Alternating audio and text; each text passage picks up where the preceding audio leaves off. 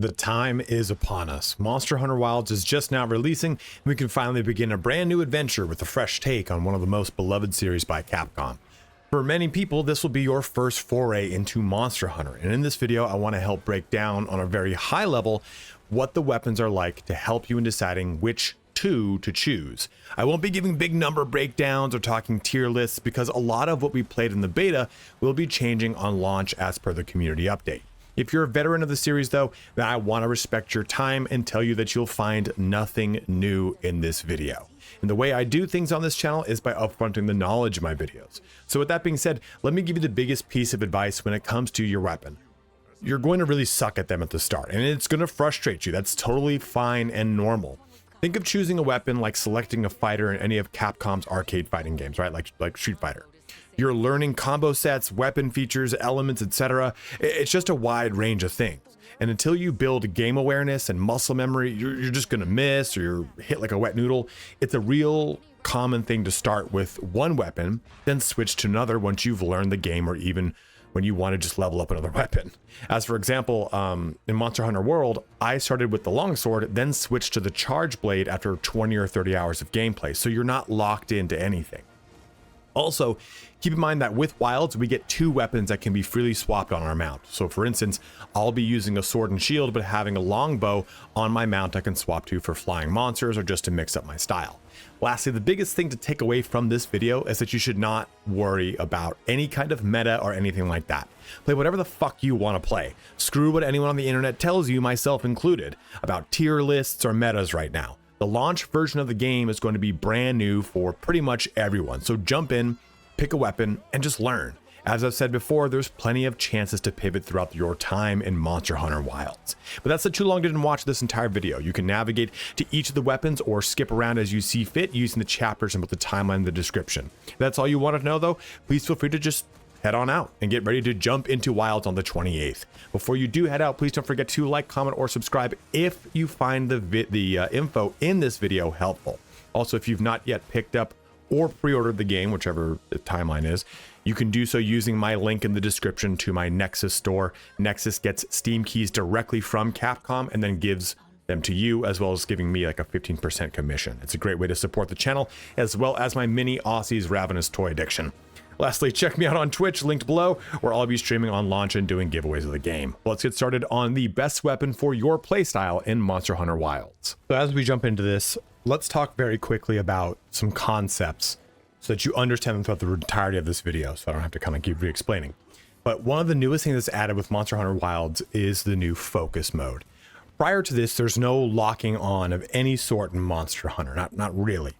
And in Monster Hunter Wilds, we get the ability to basically snap the camera directly behind us and use a quick reticle to focus our attacks to hopefully get any kind of wounds, what have you. This was usually something that was relegated to different things in the game and so on and so forth, but focus mode is a big driving force for this game because it opens the door to allowing you to stay on target a lot easier. And one thing to remember when you're looking at all these weapons individually, just remember too that your attacks are going to carry the momentum in which you're facing, your character's facing, not your camera. So it's just kind of important to know that. So when you take a look at stuff like the dual blades, the daggers basically, they go so fast that your character could possibly rip past the target if you're not really good at being able to angle them. Or maybe you're using some of the bigger, heavier weapons like the hammer or the greatsword, and you're missing because you're not understanding that you need to kind of line these attacks up. So I want to bring these things up as you look through them to either temper expectations or at least give you insight to what I'm talking about when I say stuff like this thing in focus mode behaves like so on and so forth. So just wanted to preempt all that information. So let's get into our weapons. And the first one we're going to start with is the charge blade. And charge blade is probably the weapon I have the most time on in any Monster Hunter. It's an awesome weapon that has the capability to morph. There is another weapon that shares this trait, and we'll talk about it in a little bit. But basically, on the surface, it seems like you have a heavy sword and shield situation. But actually, you'll be able to take that shield and, that sword and plug it into the shield and turn it into a giant great axe. And then even further, you'll be able to charge it up and turn that giant great axe into like a whirling chain axe. It is a really awesome but semi-complex weapon. This thing allows you to have a lot of really amazing defensive characteristics, while at the same time, a heavy amount of really strong, punchy burst DPS. In Monster Hunter World, you have the capability that when you would charge this thing up and slam it, it would do this kind of big, almost like a chain. I don't want to say a chain weapon attack like you would think of like a Warhammer, but like the blade would detach and smash into individual portions of it. It was really hectic and awesome. In Monster Hunter Wilds, this axe becomes a whirring blade of destruction, and when it slams in the ground, it can shoot a cone of attacks forward. It is a very fun, awesome weapon, but it's worth noting here that the charge blade is a little bit more of an advanced weapon because it requires you to understand how the charges on the blade work. You build these charges up, and as you build them up, it allows you to do different combinations, different attacks, different sort of ways to unleash the full power of this weapon. It does also give you defensive characteristics if you just stay in sword and board mode, but the real juice of this thing is plugging it in and getting into that whirling chain axe. That's the real nutty butter. That's not even a term, but I'm going to stick with it. So you will like this weapon if you want a more challenging weapon that does a lot of burst damage, but also has a lot of really great defensive characteristics. And I'd also say you will like this weapon too if you're familiar with the Devil May Cry franchise and you're used to playing around with stuff like the Devil Trigger system from, say, DMC3 and what have you, where you have to build charges and build momentum. You're going to feel right at home here because it's going to have a similar style of combo system. Taking that morphing, let's bring us into the Switch Axe. Now, the Switch Axe is very similar to the charge blade in that you're going to play with a system that has somewhat of a charge mechanic. You will build charges in a different way. You kind of charge up the blade of this thing, and the Switch Axe can then convert itself into this monstrous claymore that then has even more charges attached to it. So the Switch Axe here allows for these big, sweeping, huge slashing and smashing hits. And that's important to know is when you're taking a look at Monster Hunter, the heavy damage of your weapon enables you to hopefully break off pieces and parts of monsters. This will either give you materials, or it will actually shut off certain capabilities of a monster. Like maybe it's using its tail to attack you. Well, breaking its tail might give you that resource, but more importantly, it shuts off that capability. So when you're playing with something like a Switch Axe, you're having all these very big, sweeping, huge damaging swings that enable you to break parts a lot easier. And if you played the Switch Axe in the beta, with the new community update, we now know that the Switch Axe is going to be a lot more fluid, a lot more responsive, and you're going to get iframes, or invulnerability armor, basically, in moments in between charging and releasing your attack. You have like one or two quick little iframes that enables you to actually get your attacks off so that you're not constantly being knocked out of the flow of the combos of the Switch Axe. So you're going to like the Switch Axe if you want to take the heavy damage of the charge blade and only do the heavy damage. Basically throw the defense against the wall and just go fully into offense. You'll basically take in a lot of the characteristics of the greatsword and hammer as far as being able to do two different wild styles of damage, but know that you're also going to have to deal with the complexity of dealing with a charge system like I talked about before with the charge blade. So we talked about both of our morphing weapons that kind of are in this category of great weapons. So let's talk about the great sword. And the great sword turns you effectively into a linebacker. You are throwing this huge sword around to do some of the heaviest hitting damage attacks in the game. In fact, I think it's like triple front strike or something like that is the name of it. And it's the heaviest single target damage ability, I believe. And it actually just got a buff with the community update. We found out that I can do even more damage. But the greatsword here, you'll notice that a lot of these swings are large and cumbersome, but they're very heavy in the damage that they do. That is the prime focus here. And what you really need to know when you're playing with the greatsword is learning the timing and the, I guess you could say, momentum of this weapon. It does have the capability to close the gap from where you're standing to the monster in your attack swings and animations. So you want to be able to use that to the best of your ability. So you're not going to be able to just basically clip into the monster and do all the damage. You want to be able to try to target these specific points, maybe get their actual wounds, whatever it is. But the slow, cumbersome nature of this weapon allows you to do a lot of other really big fun things. You can basically grapple into the monster with like a shoulder tackle forward. You have the whole new monster clash system, which you can leverage, which is part of the game as a whole. It's just using the greatsword too, is it allows you to kind of open the door for that quite a little bit. And this weapon too is going to be at home for you if you're looking for that kind of big sweeping damage style without the complexity of a charge blade. So it's like if you were to look at the charge weapons, both the switch axe and the charge blade, as I just said, you'd look at those as like a hard difficulty. Whereas the greatsword and the next weapon we're going to talk about sit on the medium spectrum, where at least, hey, it's accessible, it's easier to approach, but you are locked down in your limited mobility and knowing that your combo speed is going to be the downfall of these two weapons. The next one's going to be the hammer, right? So know that before going into the greatsword, expect big damage numbers, but slow attack speed. So you have to really learn how to best position yourself and how to close the distance using your attack animations to do the most damage possible. So our last of these really big, large weapons is the hammer. And I think the greatsword sits at a position that is slightly more difficult than the hammer, because the greatsword is a lot more about placement, whereas the hammer is more about just smashing things.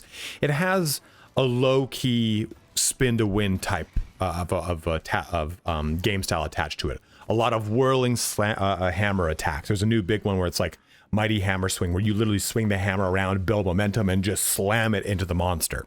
And with the hammer, you're going to be doing the most stagger of any weapon, allowing you to knock things over, knock things down, and expose things for a lot of big alpha strikes from your whole entire team, and yourself included. You have a really huge, over-the-top, big damage attack that you get when something is knocked down. And you have a really fun jump through the air, spinning move with your hammer. Basically, like I said, hammer is the whirlwind weapon of this game, being able to just smash things around and knock them over. It's a bullying weapon, as it were. It is slower, so you do have to consider those things, but the nature of the weapon itself, I think, is a little bit shorter than the greatsword. So yeah, you have to be closer, but I think as a result, it's easier because you can just kind of whirl that thing around and let go. And okay, I didn't get my full charge that I wanted, like I would have wanted with the greatsword, which can charge, something I didn't talk about, which we'll talk about more with the longsword. But you can let it go and just, hey, I'm already this close to it, I'm going to hit it no matter what. I think that the hammer is a lot more forgiving than the greatsword, but you still don't have to deal with like the charging mechanics of the other two charge weapons we talked about. So I think of your big, heavy, smashing, high damage weapons, this is the most accessible one, and I think the one that people are going to resonate with the most if they're brand new to the game and they want to use a two-handed weapon that can just completely bully and pulverize the monster. Another one of my favorites is the longsword, and this is a weapon I think that a lot of people that play Dark Souls games are going to be, or the Soulsborne series, are going to be at home with, because it has a built-in parry mechanic that is quite fun. But the longsword is a lot more nimble than you would assume. And I think when you hear the name longsword, you think of like a medieval longsword. This plays more like, I think most people would assume a daikatana would be like a big two-handed katana. And it is a very fast, very mobile weapon that has a lot of really fun attacks attached to it. A lot of sweeping attacks, a lot of movement attacks that'll have you move laterally with those sweeping attacks. But the big kind of like bread and butter of this weapon is its spirit gauge. You will build this spirit gauge through special spirit attacks that will put you eventually into this red version of the gauge that allows you to do the most dangerous attacks, they're called like crimson attacks or something along that lines. And these can then be basically like finished off with, I think it's called the World Splitter. It's like a big, huge jump up in the air, split the screen in half, and then you have a big follow-up attack after that. So there's a lot of really awesome, big, over-the-top flourishes from longsword that are a little faster than are all the weapons we've talked about so far, but there's a lot of technicality attached to this weapon. It is a very combo-driven weapon that requires you to kind of know what direction you're taking to get to specific spirit attacks, to build your gauge, to build your attacks, to release the ultimate one. And this is one that is going to be a little bit more difficult because you need to build that combo awareness. But once you do, it really is going to enable you to just have a real amazing damage profile, and it's very satisfying. Like the charge blade, it has a very satisfying follow through that once you really start to click with this weapon, you're going to find that your character moves very dynamically, which you might have thought coming into the series was like, The series moves very statically. I need something that moves quicker. Maybe go dual blades. No, you'll with the longsword, you'll have a lot of fun with a lot of big damage numbers, a lot of cool fluid movement, a fun spirit gauge system to deal with, a whole brand new sheath system to deal with. You have a big charge attack that you can do now too with the longsword. It's a real great step up from Monster Hunter World into a real better longsword in Monster Hunter Wild. And again, you'll like this weapon if you've played a lot of the Dark Souls games and you rely on parries to get through those games rather than, say, maybe dodge or just face taking everything. Moving on to the weapon that I'll be picking up at launch, it's the Sword and Shield. And I think a lot of other Monster Hunter channels, YouTube shorts, Reddit posts, they all echo this sentiment when I say this is definitely the most newbie-friendly weapon. I think if you're brand new to the franchise, this is the one that's going to resonate the easiest because it allows you to do a lot of things very fluidly without having to stop the momentum of what you're doing. You can move laterally left and right. You can leap up into the air. You can do all of your sword attacks, then jump right away into a defensive shield block or a shield bash, all very fluidly. That is how the Sword and Shield is supposed to work. It can jump away from action, then leap forward, leap up into the air and slash back down, then do another big plunging attack after that. There's a lot of big, cool movement that a simple Sword and Shield can do in this game, and I think it's really fun.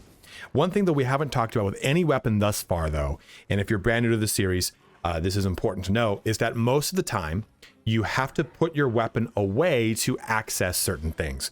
The grapnel launcher, taking a potion, sharpening your weapons, getting a downed ally up. A lot of the time that you're going to be spending in the game in between attacks, you have to put the weapon away to do that. Sword and Shield, you don't need to. And that is a very nice thing. And also to take what I said too with a grain of salt, because a lot of that is A, going to change, and B, it's different from weapon to weapon. But Sword and Shield is great in that it is very easy to jump into all the assets and all the mechanics of the game without feeling like you're constantly having to stop and do whatever that is. And the damage on it too is actually quite impressive. A lot of the early reporting from the beta was saying that the damage for the wound specific situation, so when you use focus mode, you can see the glowing wounds, they were saying that the Sword and Shield does the most damage. Well, after the community update too, we know that we'll be getting stronger and better animations with the Sword and Shield to make it feel like a lot of the damage outside of those instances is even more fluid and a higher and more reliable number. I said recommended, a recommended number of damage. But if you are brand new to the game, this is going to be a weapon that is going to be very accessible to you. And if you're not brand new and you're like me, who just needs something different than the charge blade because you played it so much, I think this is a real cool step in a direction that allows you to take advantage of a lot of the things that you're maybe doing with the defensive side of the charge blade, with all of the dynamic and heavy hitting of fluid hitting of maybe the dual blades without losing as much defense, or maybe that's just too hectic for you like it is for me. And even on that note too, let's talk about the dual blades. So the dual blades are pretty crazy. I think everyone wants to dual wield whenever they play any RPG, right? Like, I mean, I know I do. And it's very fun to jump into the dual blades, but I think it's very easy to get lost in them fast. And in Monster Hunter Wilds, they have a real fun evolution now with the way that they work, because you get a whole entire demon system attached to them. So when you're using the dual blades, they basically progress through this. It's like demon rush and so on and so forth, like sixfold demon slash and so on and so forth. And you jump through all these different sort of stages that allow you to increase your damage as you pull through them, like demon flurry mode and what have you. And so it's kind of like the longsword spirit gauge, right? But demon mode allows you to boost the damage of your attacks while at the same time allowing you to really get a lot more out of them, because then you push yourself into archdemon mode, which pushes it into even more crazy attacks and higher damage value. But you can eventually get this to get real wild, and you can just slice down the whole entire spine of not a dragon. Well, there are dragons, but monster in this game. Like, it is an absolute hectic, crazy, good time. And you do a bunch of fun blade dance flurries and everything, kind of jumping to and from these various demon modes, depending on what the situation calls for. Do you need to be a little bit more parry slash defensive, or do you need to be just going absolute balls to the wall, ripping down the spine of things to do a ton of stuff? You basically use like your focus mode to grapple onto the thing, then rip down the spine. It is so fucking sick. So if you want a very high impact, fast, high speed, high octane, high everything style of weapon, then you're going to want to use the dual weapons or the dual blades, because they are going to immediately give that to you. Just like I've said before in the intro section, keep in mind that if you're not used to the frantic level or the kind of chaos that they give you, you're going to miss a lot of your attacks. Don't worry, that's just part of the process of using the dual blades, but it's a very rewarding set of weapons that once you really get down that flurry system and pushing through your different demon modes, you just become, well, an absolute demon. So for those of us that like playing bards, you're going to love the hunting horn. The hunting horn is, I don't want to call it a support weapon because that implies you're not going to be doing damage. You definitely do damage, because at the end of the day, the hunting horn is also a hammer. And it has the capability to do an offset melee that can stagger and send things reeling, just like the hammer has its fun offset attacks. And with the hunting horn, you're going to be playing basically exactly what it sounds like. You're going to be playing a horn, and you'll play a number of notes that will then, if you do them in the right succession, will result in playing a song that will then buff your allies. And in Monster Hunter Wilds, this bad boy has gotten a fun buff so that you can do more than just simply buff your allies. You can now drop down these really cool auras that allow for resonating attacks to keep generating onto the monster. You can target weak points with the actual notes themselves. It's a really fun weapon that I think I always kind of slept on in Monster Hunter World, but the echo bubbles and how those work in Monster Hunter Wilds and the buff mechanics, they just seem so much more fun in Monster Hunter Wilds. It is worth noting too that those that played the beta, the hunting horn was doing a stupid amount of damage because it could really buff up all of your teammates, and then people would just switch off to a different weapon. But as of the community update, they've said that now those buffs are still strong, but they're stronger for the person holding the horn. And if you swap off of the horn, then those buffs go away at a faster rate. So if you are familiar with that, it is worth noting that they have fixed that with the launch here. And it just looks like a weapon that if you want to be able to do a lot of big heavy hitting like the hammer, but also buff up the whole entire party, then you will absolutely love the hunting horn. Since we just talked about the hunting horn, another real unique weapon for this game is the insect glaive. This is your Darth Maul weapon, right? You've got basically a double-edged glaive that you're going to be going to town on things. It's also a very complex weapon because you access what is called insect that will then harvest from the monster that you're attacking its monster's essence, which are colors like I think it's blue, green, and red, or blue, green, and yellow. Basically, those essences will then give you specific combinations, specific damage buffs. There is a lot of complexity attached to this. And in addition to it, the insect glaive, if we talked about how the dual blades is very mobile and allows you to jump around a whole lot, the insect glaive is that times 10, because you can get up in the air a whole ton. You can literally vault off of a monster, jump up in the air, and do a whole ton of damage. And then from there too, you can use your focus attacks where the Kinsect is going to really focus on getting a lot of those big heavy wounds damage on the monsters that you're attacking. The insect glaive though is, I'll be honest with you, it's the weapon I have the least playtime of any Monster Hunter weapon. I think it just didn't resonate with the way I like to play the game. I think my brain is not smart enough to conceive the Z-axis well enough for it to really resonate with me. But it is worth noting too that it is also an awesome weapon. It is really cool and really fun and elaborate. It's just one I think that is a lot harder. And if you're brand new to the game, I don't want to discourage you from trying it, but I want to let you know that expect to learn a lot of mechanics jumping into it versus maybe just one mechanic if you were to say play just the hammer. But it is a very rewarding weapon that allows you to play a lot with the Z-axis of this game, which is, again, very rewarding as well, and also do a lot of really fun, big damage numbers, while at the same time having a lot of really fun, big things to do with all of the monster essences you're going to collect and play with those combinations as well. Coming back into the more conventional weapons, we have the lance. Now, we talked about the charge blade and the sword and shield, but the lance is the ultimate defender of the three shield variations of weapons in this game. If you want to be the ultimate tank that can take all the damage, it's the lance. It can take the heaviest hits without a problem. It also has the capability to do a really cool perfect guard. You can even take those hits and kind of create almost, I don't want to say reactive damage, but you take the damage in and it charges up your lance for a real big follow through swipe right into the monster's mouth. So don't think playing the lance means that like you're like a tank where you just don't get any kind of DPS. You still get a lot of really big, strong, heavy hits coming out of the lance because after all, as you see, it's a huge cumbersome weapon. It's really good at giving you distance since the lance is so long, while at the same time allowing you to shield against a lot of really crazy big hits. And in Monster Hunter Wilds, you can actually take your shield and bash forward and knock things over, staggering or even reeling them to hopefully have them topple over for even more damage capabilities. It has a really cool big charge attack as well. So the lance, I think, from a lot of the weapons we've talked about, is very straightforward. It's very simple. It's just a defensive weapon that's got a real big, well, lance attached to it to do a lot of fun follow through attacks. It gives you a lot of really good reactive capability. So if you are of the mindset of playing maybe a Soulsborne game that does enable you to react a little bit better after taking a big shield block, this is that one for you. And what I want to really kind of break to is that, I probably should have said this in the beginning of the video, but don't think of this game in the same style of combat of Soulsborne. Soulsborne has a lot of big hitbox detection, a lot of fluid movement.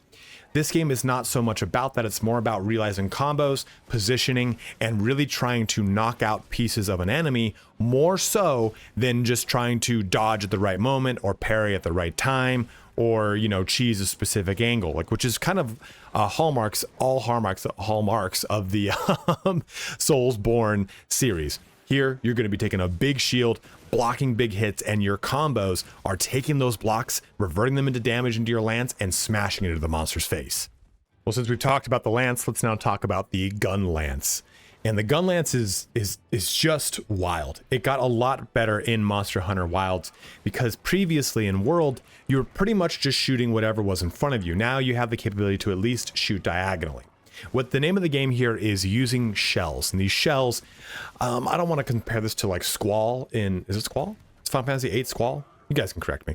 You know how Squall has a gun blade, right? It's not quite like that, but it's also kind of like that. You use these shells to shoot shells from the actual Gunlance itself into the enemy, and you have a real defensive shield that you can use almost like a Pavis to get behind and do some really fun creative damage with.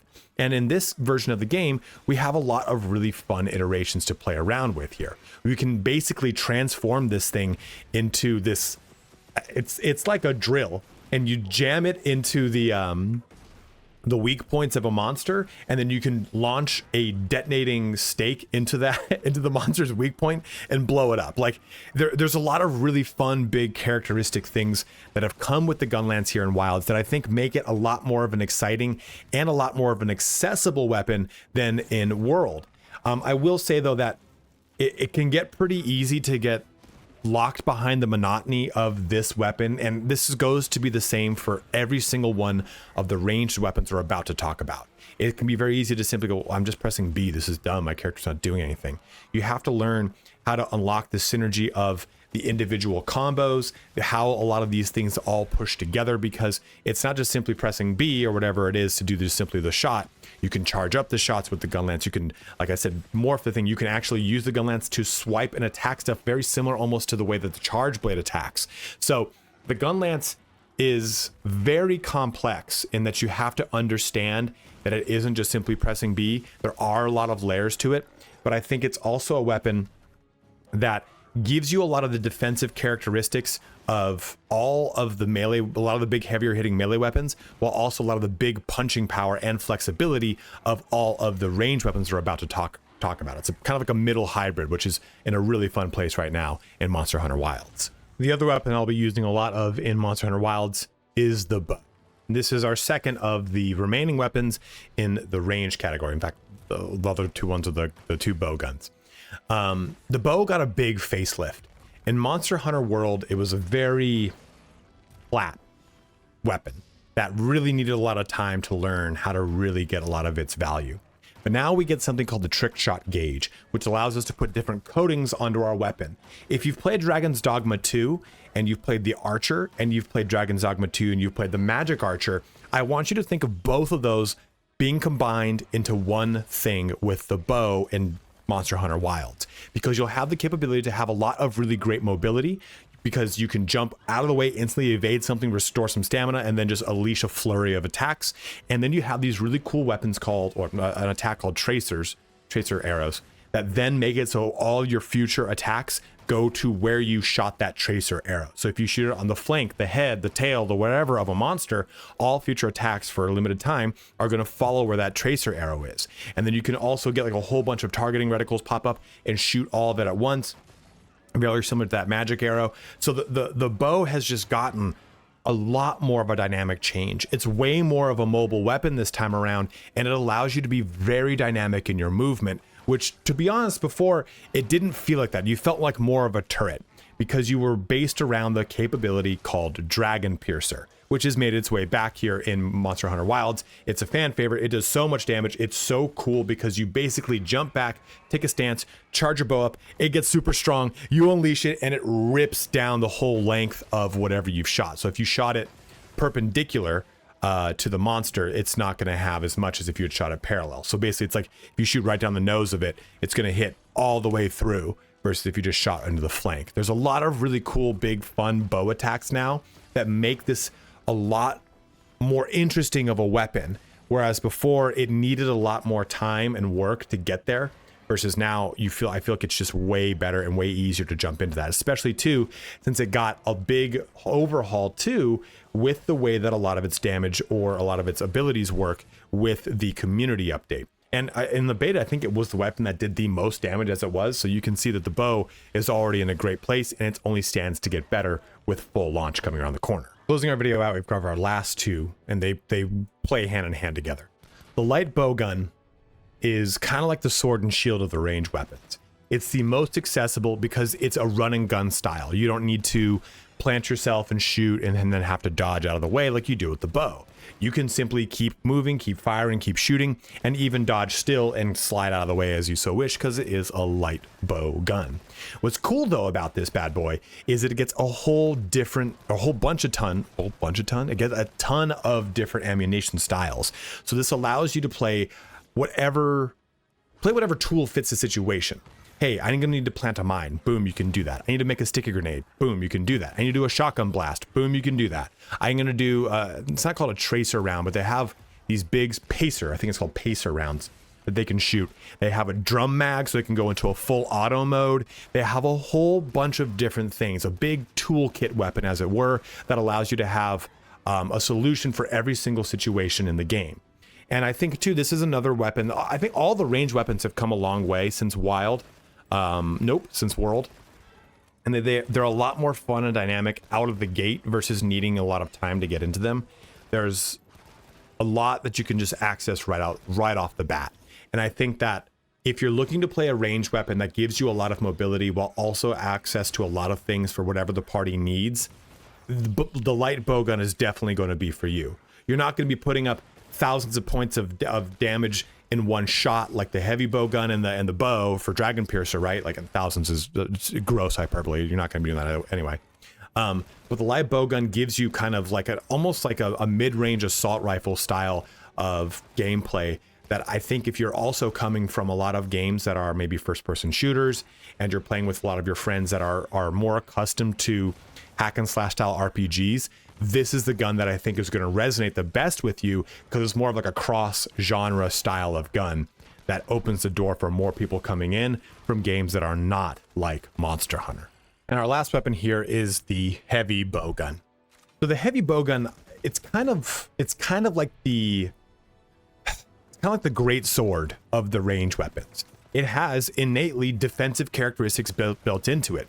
It has a guard system that you can use. So you can do a perfect guard with this thing. You can grapple with monsters and clash with them, so you can actually wrestle in with them. It's a really fun weapon, but you are a little bit more of a turret than you are with, say, the light bowgun or even the bow. You will have to basically plant yourself to take these big shots into the monster with a bunch of different styles of ammunition, just like the light bowgun.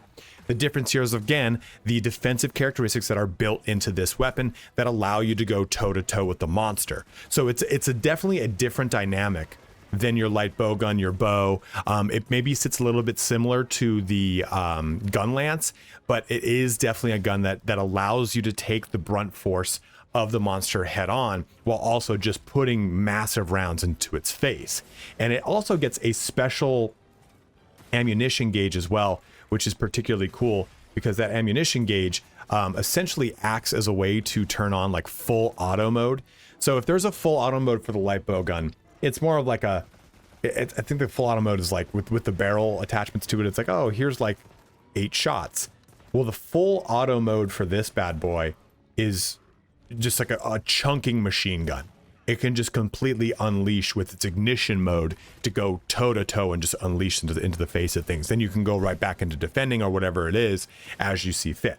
Now, it's important to note too, with all of these ranged weapons we've talked about, you're not going to be in the background on like, you know, a terrace or like a cliff shooting down at the monster.